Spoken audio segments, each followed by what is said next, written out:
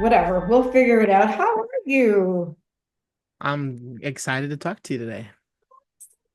Too. I want to share my screen in a little bit just so that we can see the post that you posted on yours actually when you tagged Leanna, and that's how I found out all about you. So you heard my long-winded message that I have a okay, let me start from the beginning.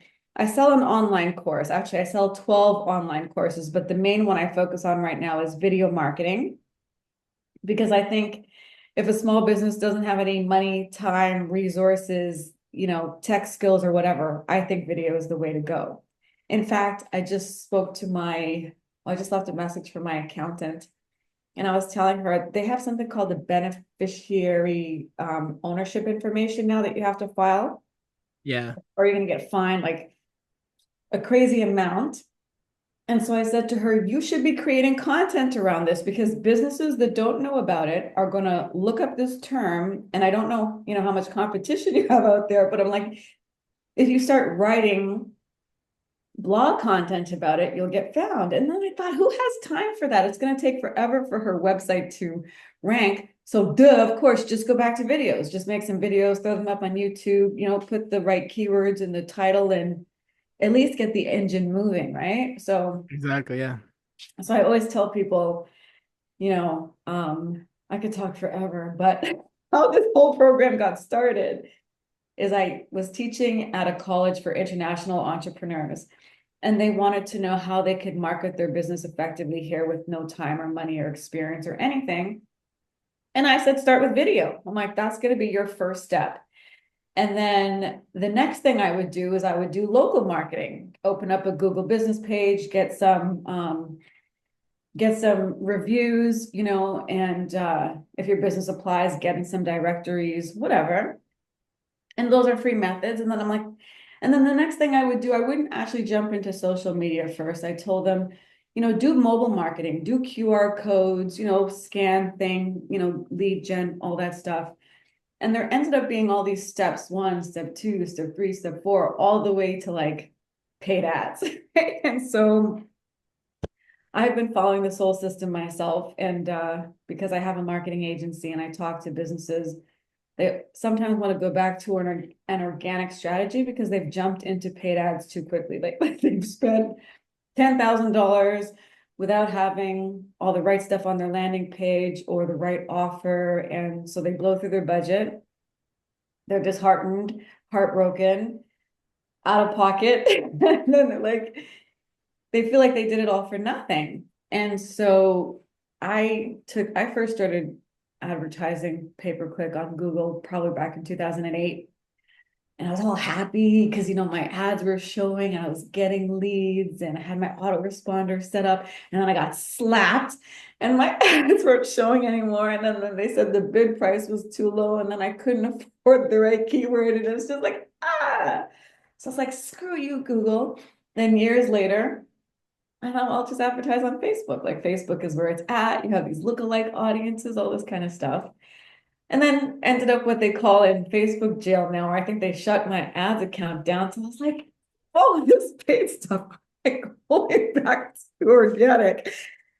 But I can't scale with organic. And I know I can't scale. And like I told you, every month we focus on a new strategy. And every December it's paid ads, right? Because the goal is you start with video in January, and then you work up this momentum and become profitable enough and knowledgeable enough in your data and research to scale with paid ads. So that's kind of where I'm at. Like in business, I'm doing, well enough, but it's time to scale because I want millions and millions. And don't we all, right? Yeah. And so when I saw the post, I was like, oh, this would be another great person to interview and pick your brain and ask you questions. And, like I said in the message, anyone who's looking to get started, how would they do it? What's the minimum budget?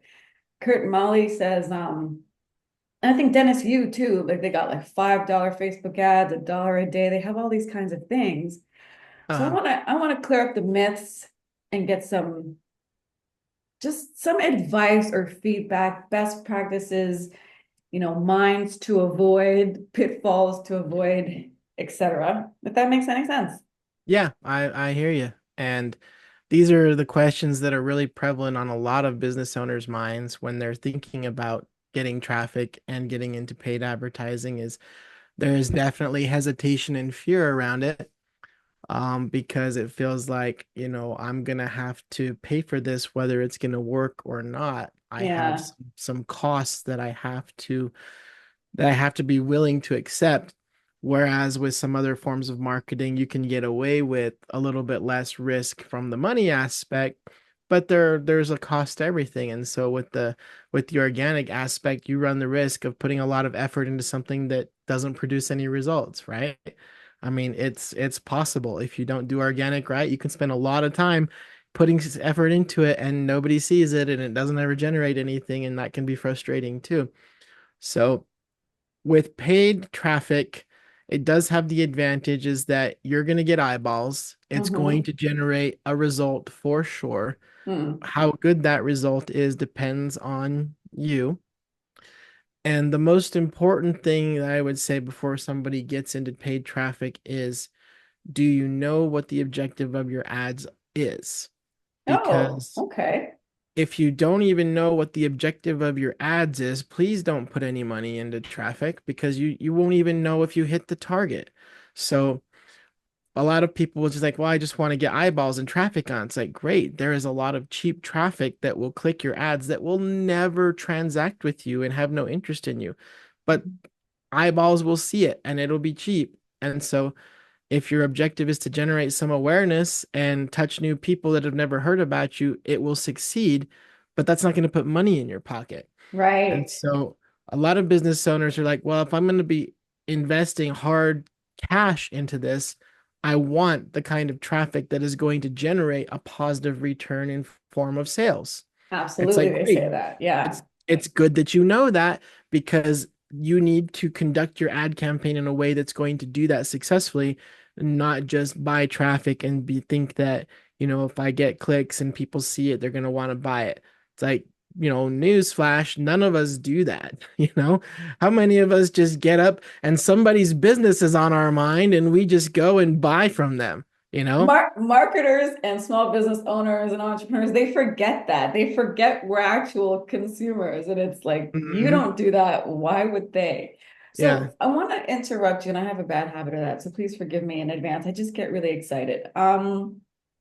You mentioned something earlier about objectives. And I remember when I was first doing ads, I was telling the last person that I interviewed, I wanted all of the objectives. I want the conversions. I want the sales. I want the website visits.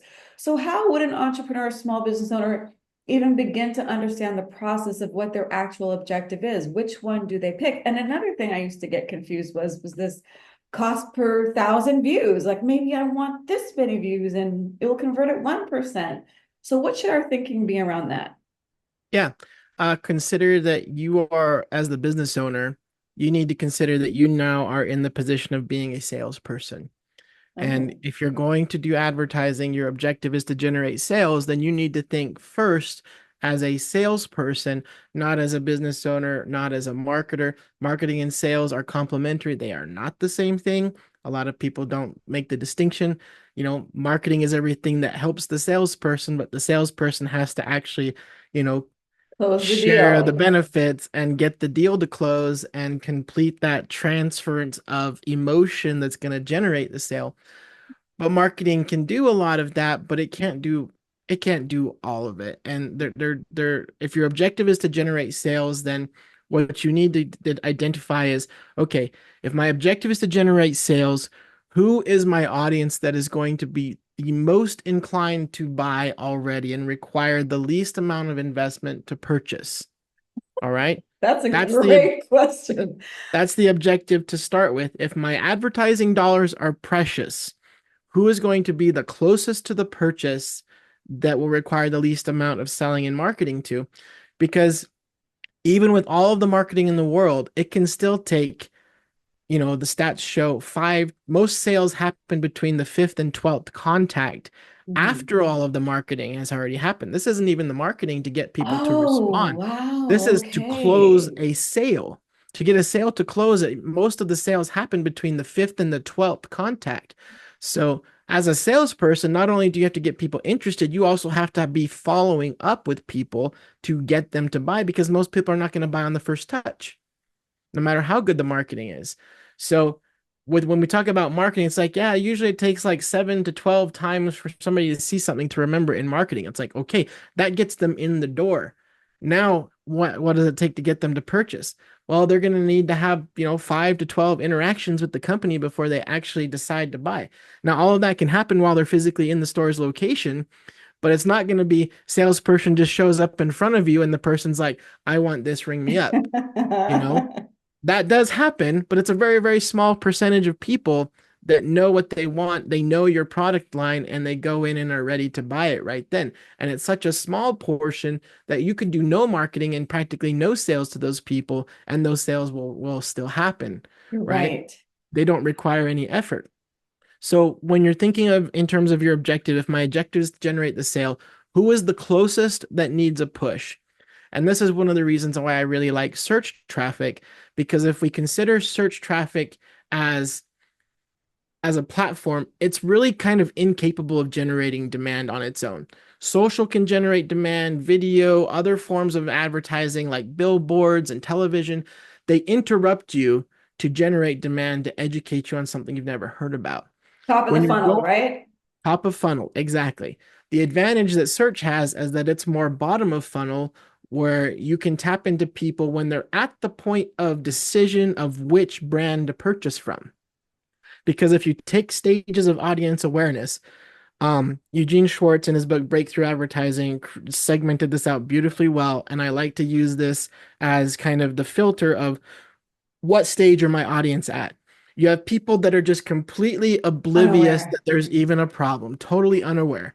That's the worst part to market to because they're the furthest from purchase. Okay. Then you have people that start to become problem aware, like I have some issues. I should, I hadn't even hear of this before. And a great example of this was that nobody was bothered about dandruff until they started advertising dandruff shampoo. It's like, you know what? Dandruff is socially unacceptable. You should consider that maybe you're not very popular with people because you've got flaky scalp. So it was this problem that was created that until then people weren't, really kind of oblivious to. After people become problem aware, they start to become solution aware that, hey, there actually is a solution to this problem. And then they start going to where they become product aware, where they start Oh, shopping which product is going to be the right solution. And the last one is where they're absolutely totally aware, they're brand aware. They're like, this is the product, this is the brand I want to buy from. ooh, So that bottom of funnel audience that is already brand aware and product aware, like they're already sold on a product, that's where you see supermarkets carry name brand products because they don't have to do any marketing, right? oh, You go to the supermarket, consider that that's the most brand aware person because they go to the supermarket, they go to the aisle, they're like, I I know what they like want. Yeah. Kellogg's Frosted Flakes, and that's the only cereal I'm here to buy today because the marketing has worked and they are now fully product and brand loyal. So how would I convince somebody that is about to do that to buy something else? Well, I can put my product next to it with some advertising, some marketing that showcases it as better. It's like, hey, did you know that Kellogg's puts a bunch of toxic stuff into your food and my frosted flakes are all organic or whatever, you know? And I start to pitch myself in a them us versus them position, which is like, if everybody's going to buy Coca-Cola, if I'm Pepsi, all I have to do is show up and be, hey, a lot of people say I taste better, you should give me a shot, in order to convince some people to like, okay, uh a lot of people can't be wrong if they're saying that, if that's true, like maybe I should give it a shot. You call into question their decision to be brand loyal. And with search traffic, you Oh, have that advantage where you can target very specific searches for products, for trademarks, and that would be the most aware, where you right. can call into question some people's decisions. Now, I don't usually recommend that's a place to start though, because when people are in search traffic, usually they're already just decided and they just want somebody to give them that product to buy. The Okay. best place is actually one step removed from that level of awareness, where they are shopping for which brand to buy from. They don't know Okay. yet. They know the product they want, but they haven't decided which brand to buy from. So if I'm advertising cars, Maybe I know somebody is shopping for a sedan, but they haven't decided if they want a Toyota or a Honda or a Nissan yet. So you can reach people at that kind of ideal point where they're at the moment of decision of which brand I'm going to buy from, but I'm already sold on the product. You know, Okay. so whatever you're selling locally, um, I don't know if we want to take another example. I've used cars, I've used supermarkets, but let's take something that's a little less popular. Let's take dental services, for example. Ooh, okay. So if I'm a local dentist and all the other dentists in the area, well, we all accept the same insurance, so that's not a benefit. Um, how do I differentiate myself from other dentists? Well, I can advertise my reputation by sharing testimonials and be like, people, and also just let people know we're open to accepting new patients. Miraculously enough, a lot of people, their first question when they call into a dental clinic or any other medical clinic is, are you even accepting new patients? Because they've been told before that their doctors were not accepting new patients. And so by simply advertising, like accepting new patients, when that's the objective of your advertising, that alone is enough to get people's attention. It's like, I'm looking for a new dentist. They're accepting new patients. It's destiny, right? I happen to find you when I'm searching. It's not, Ah. it's because Google knows and you search for, and then so it showed you, right? And so you tap into that moment where people know the product they want, but they haven't picked a brand to buy from yet. That's where I would concentrate my search budget, is on that level of awareness where it's not that I need to sell them on the product. I just need to sell them on choosing my brand over a different brand. It's the easiest Wow. sale to get because they're most of the way there. Okay, so let's say a business owner has that. Now, one of the things that I have to tell you when you were speaking, I love our community because just in speaking to you, I can tell that you're a sophisticated marketer. Like you really know your stuff. Whereas you talk to other pay-per-click agencies and they just talk about all that shallow stuff. Like you're deep in the customer journey and all that kind of stuff. So I just want to say I love people who like stimulate me intellectually. So thank you for that. So my next question is, oh, this is why I was saying that. Business owners, like we're in marketing, right? I have my MBA in marketing. Business owners don't have that level of marketing sophistication to even really think about the consumer journey or where their ideal target market would be. And that's why when I was thinking about you, I was thinking, wow, if I was searching paid ad specialists, that I could tell that you would be educating me as a business owner on sort of how to think properly as opposed to just taking my money. Like you're doing that Yeah. education. So how would you tell an automobile shop tint guy, right? About how he has to figure out his objectives or who his ideal target market would be. Because he's going to say anyone, he or she's going to say anyone who wants their car tinted is my client, right? Right. That's Yeah. what they all say. So how do you get them to understand what their real objective is or who their ideal client is so they can provide you with that information so you can properly set up the right ad campaign? That's a great question, and I love that you asked that because it's I can tell that you've talked to a lot of business owners that have told you this thing. It's like, who is your customers? Like anybody can buy from me. It's like, okay, we have some work to do because what you're saying is true. Anybody can, but most people won't, and they won't Right. pick you because you don't communicate with them that you are like them. People want to buy from people they know, like, and trust, right? Basics of selling. So, how do we get people to know, like, and trust you? They got to know you. You got to overcome their trust objections, and they have to want to purchase what you've got. In addition to all that, those are actually some pretty severe filters. If we put them in a bucket, the number of people that qualify for that with you, Mr. Business Owner, it's going to be a small bunch. It's going to be a small Okay. group of people, right? Your family and friends, they know, like, and trust you. Do all of them buy a car from your lot? Well, actually, no, they don't. It's like, have you considered that maybe we can level up your presentation and talk to these people? Because if these are the people who know and like you, why don't they trust you to buy a car from you? What's missing here, right?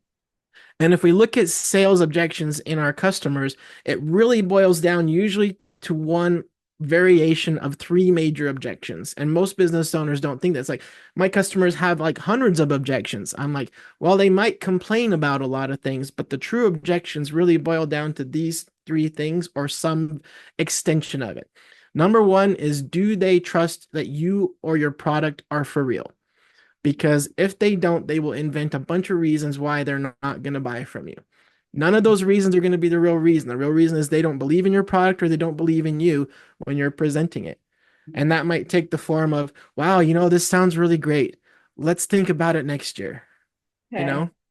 it's like, I don't trust you. I don't trust that I need it. You say your product's going to work for me now. I'm not convinced. Like, this sounds great. Let's talk about next quarter, right? Um, and there's There. lots of variations that that objection takes, but it boils down to is that they aren't sold on you or your product. They don't trust you yet. The second objection, this is actually the hardest one because it Okay. takes on so many forms of indirectly. It's that the person doesn't trust themselves to make the right decision. And what form does that take? Oh, this sounds really great. I'm going to run it by my business partner. Oh, I need to chat with my wife. Oh, I need to consult I need to pray about it. I need to consult my spiritual advisor. You know, they don't trust themselves. Why? Because they've been burned in the past. They've paid too much for stuff. They've bought stuff that they've regretted.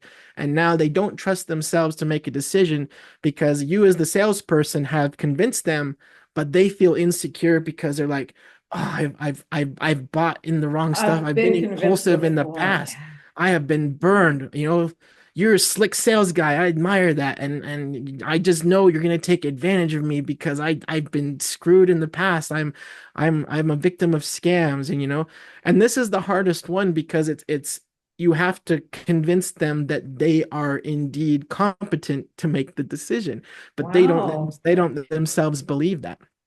And the third one is super common, but most people think it's about price. It's not about price. It's that it doesn't make financial sense to them for whatever reason. And that can Okay. be, there's no way I can come up with the money. There's just no way. I have no source of the money. It's like, okay, then you're not an appropriate fit for it. And there's just no overcoming that. There's no, if it makes no financial sense. But sometimes it's like they say, wow, the price is a little too high. If they say that, which most people like to complain about price, it's not that your prices are wrong. It's that your sale hasn't made financial sense to them yet. You haven't Hmm. allowed them to justify that they're going to get this big pile of benefits for this small amount of money, no matter what your price is. Like the benefits have to so far outweigh the price that there is no way that they would say no because it just makes financial sense to them. So if I come to you and say, here's a brand new iPhone 16 or whatever we're on right now, it's selling for $1,000 everywhere else. I promise you this one isn't stolen, but I'll sell it to you for $100. It's like Ah. it immediately makes financial sense to you. And it's like, absolutely, if it's legit and there's no trick and it's not stolen, then I'm going to buy it from you because financially it makes sense, right? People will find a way to come up with $100 because even at worst, it's like, well, I can resell it for twice or three times what I paid for it for someone else. It just makes absolute financial sense. But if you have a coaching program and it's like an investment with me today, it's going to cost you $10,000 for the year and we're going to take care of you. It's like, whoa, $10,000. That's a lot of cash. I mean, I got to think about this. Hmm. I don't know that I can afford that. And Hmm. how do you overcome this objection? You have to restructure the deal and the offer so that it makes financial sense. It's like, okay, well, $10,000 can feel like a lot for you to invest right now. But if I put you on a payment plan where you could split that over the course of the year, you could get all of the tens of thousands of dollars worth of benefits in these first few months without having to cop up the full cost until by the end of the year. By the end of the year, you should have it all paid off and it should be paying massive dividends to you if you actually apply the coaching. Would that make sense to you if we get you on the plan where you can start for just $1,000 down? Can we Woo, make that work? that is some sexy salesmanship right there. I love it. You're a pro. Thank you. But it Let me has get to my make wallet. I don't financial even know what sense. you're selling, but I'm gonna buy it. It has to make financial sense. So if the salesperson is struggling and they feel like the prospect is very sure of themselves and they have done a good job convincing them, it's that just financially they need to restructure this. And this is why you actually see high ticket programs, specifically car dealerships in the local industry. They are constantly offering different ways to finance. Don't Mm, change the price, change the financing. Make it Okay. so, okay, no interest for 12 months. Recently on Black Friday, I saw a Nissan dealership that was no interest for 5 years. It's like, what? The financing is going to profit nothing off of me. I'm just going to be making pure principal payments for 5 years. Wow. That's like an unbeatable financing offer. It's one of the best offers I'd ever seen in automotive. But you see this also because I have a client who also is a dealer for hot tubs and pools, and those go for 20, $30,000.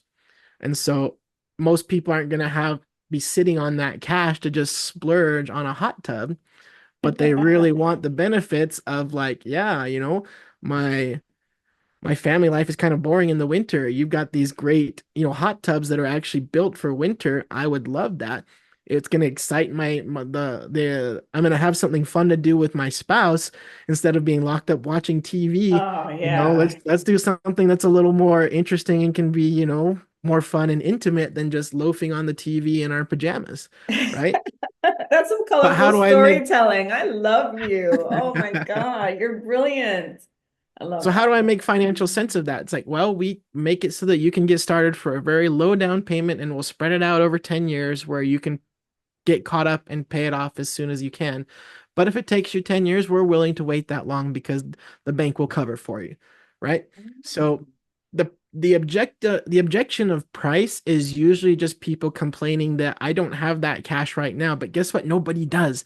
So when Yeah. people complain about price, the first thing you do is agree with them. It's like, yeah, I don't I've yet to meet somebody that was sitting on that cash ready to throw at me. I knew that before I even spoke to you today, which is why I'm trying to tell you about the next part where you can get started for nothing down today. If we sign the contract, we can get the deal going, and your first payment will be in 90 days, right? So you fix up the financing so that it makes financial sense to the prospect to overcome the objection of price. But if there's just no way for them to make financial sense of it, you will never close that deal, and you shouldn't. So you should never take advantage of people by like convincing them to do financial deals that don't make sense to them. Mm. But if the deal does make financial sense and they're just having that hesitation, that insecurity, restructuring the offer financially makes a lot of sense.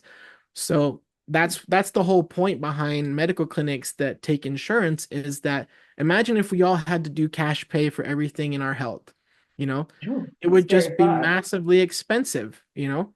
And so that's why we need insurance and that's why they have to take it because it's the only way they can get paid what they need for their services and it's the only way a typical prospect can afford it is if they Mm. have external financing to help them cover it. So everything that takes insurance is technically a high ticket offer. They just have this group that have all agreed to collectively finance people in the hope that, well, people give us their money, we'll invest it in the market and get rich off of that because we're good at that. And with those profits, we can occasionally throw a dollar their way when they need some help, right? So that's the whole insurance industry is just this massive financing program for high ticket services. Wow. Okay. So the main objectives are all about them not trusting the person or the product themselves, and this kind of financially has to make sense. Right. And if in your pitch you can address those concerns from a marketing and advertising standpoint, then you're just going to ring the register all day. Oh, So, because you're basically priming them for the sale through the, oh my exactly. God, So if you Tyler, what tap are into you people doing to when they are me? at the point of, I don't know which brand to choose, but suddenly I advertise this brand and I can convince you that my product works and you can trust me, that you're not going to make a mistake by choosing with me because you're covered by our guarantee, and that it makes financial sense because you don't have to pay anything for 90 days. And if you're unhappy with the product in those 90 days, bring it back and you won't have to pay for anything at all. Ooh, yeah, conversions right up the roof with that. It's like I have nothing. I stand to lose nothing by choosing you because if it doesn't work, I not only don't have to pay for it, I can bring it back before the payments due. It's like the offer makes complete sense. And of course, you're going to get chosen because you're so certain of your product's ability to deliver that you're Hmm. willing to assume all of this risk. And Risk. people are like, it's the no-brainer option. Yeah, and that's one of the common things I hear. It's like that's it's a mafia offer, an irresistible offer. I'd be an idiot not to take it over all those kinds of things. Yep. Yep. Wow. So you're not your average like PPC person. Well, you don't come across to me as your average PPC person. So how did you get started and cut your teeth? And then where does all this additional sales wisdom and like you know a lot of things about the buyer, the seller, the psychology. It's way deeper than, someone who's just, I'm gonna do some keyword research and set up your ads. You have a lot to offer. So what has kind of shaped you? How did you get started and how did you get to this over the last 20 years? Because it's Sure. really, really brilliant. Well, thank you. But I was raised by working class parents. Both my parents worked my entire youth, and we fortunately never passed necessity or need. And I gained a great admiration for how hard my parents worked. And I was raised to work hard. And so when I got into the workforce, that's what I did. I worked really, really hard. I was going to college full time. I was working two jobs, and it just was stretching me to the absolute limit. I totally sacrificed social life during that part of that time. I saw my close friends, but if I didn't have my close friends, I would have had no friends because I wasn't making any new ones really. And during that time, I was just hustling. I was building this new business, but I was also working graveyard shift to pay my bills and all these things. Hmm. And that first business was for video production because when I was a teenager, that's when I was playing around with media. I had a video camera, and that's what I did in high school. A lot of, I was able to entertain people with my videos a little bit, and I'm like, I like doing this. People get joy in this experience out of watching the videos I produce. So that's what I wanted to do as my first business was I got into media production. But since I didn't know a lot, the kind of videos I was doing back then were like personal parties and weddings and like Okay. these kind of things. And so as I looked at it, I'm like, okay, well, I'm going to take out a yellow page ad because that was the kind of advertising I knew how to do. And Okay. I got on the internet. It's like, we need to have a website. And then I signed up for this free, like, online MLM thing. But the MLM itself was stupid. It came with a 30-day crash course in how to do SEO, though. Okay. And that was how I got my Good. start in internet marketing because I got our website to rank at the very top of Google for what was at the time Utah wedding videos. We were the Okay. number one option in a time where SEO was brand new and almost nobody even knew anything about it. And our business like quadrupled and absolutely Yeah. humiliated the response we were getting from the Yellow Page ad. And we started doing really, really Oh. well. I was doing sometimes like two weddings. And at that point, I had a lot of things going on in my personal life because I fell in love. So I dropped out of college and I moved to South America to marry my wife. Okay. Um, and I had one